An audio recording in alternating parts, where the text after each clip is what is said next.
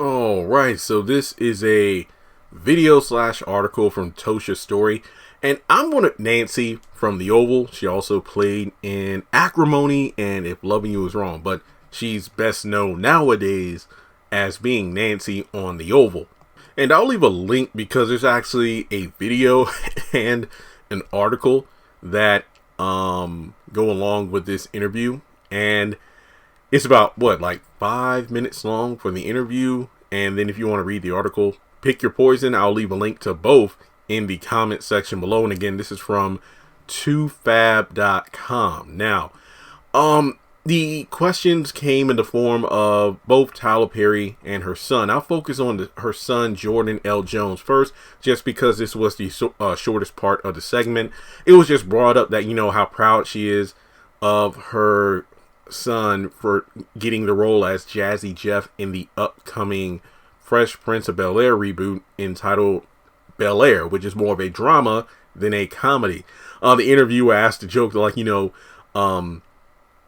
has he talked about how many times he practiced being tossed out of the house by Uncle Phil? And she does say, well, I don't know that he's done a whole bunch of practicing on that, but my son is kind of silly anyway. He's probably been doing that all his life, throughout school.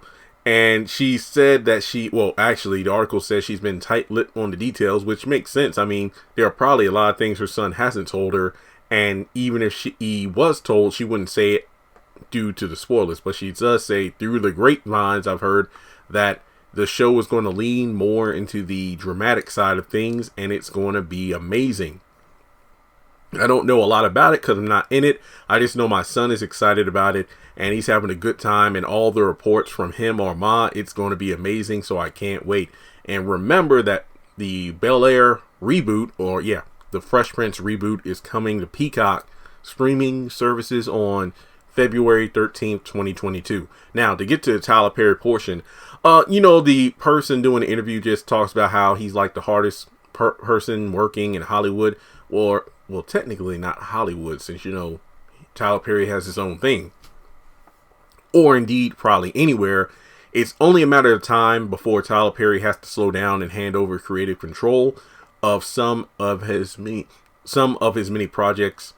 And Tosha says not just yet. Of course, she's on The Oval, and I do love how the person who's doing the interview is like, well, look, he does the producing, creating, directing, writing.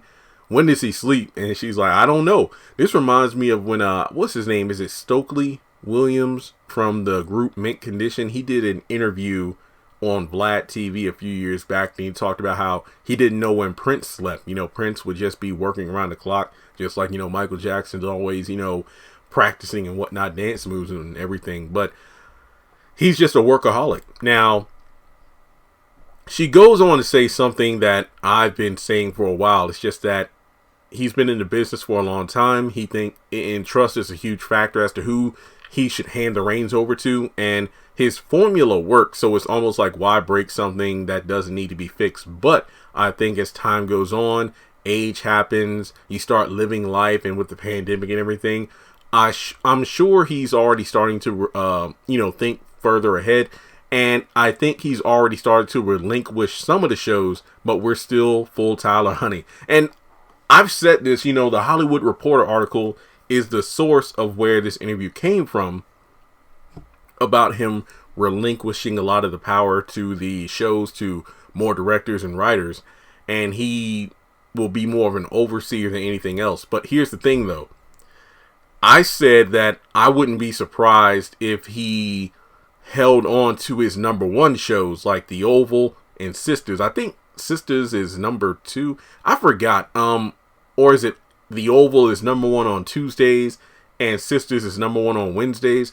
I don't see him handing those shows over, but everything else, yeah, like we already know that Young Dylan, which is doing very well on Nickelodeon, that show has new writers and directors.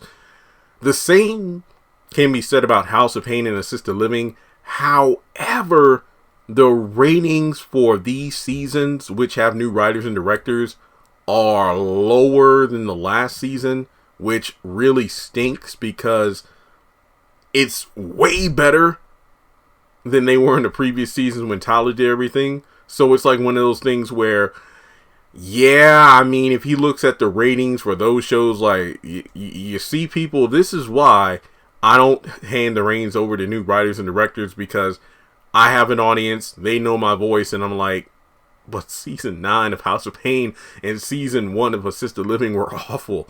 So, I mean, I've always had the mindset of, and I'm like the only person who's reviewed every episode of those shows on YouTube, and I could tell you from that perspective, the shows now, I mean, are way better in terms of structure, character utilization, storytelling than when Tyler did it in the previous season. But I'm guessing that he decided to, you know what, let me focus on my chips in the big shows and give the smaller ones to other people. And I mean, to be honest, if he just did a little fine tuning and tweaking to the Overland Sisters, and he just gave everything else to everybody, you know, other writers and directors, I'd be cool with that. Like, make the big shows the number ones, the ones that get all your attention, because I really feel that if less was on his plate because he gave the reins for the other shows to other people, then I could see Sisters and the Oval getting to that haves and have-nots, or should I say the early days of the haves and have-nots quality in regards to storytelling. So when it comes to the article itself, let's see, everything else is pretty much, you know, just what we already know from the fast-paced environment of the Tyler Perry Studios lot.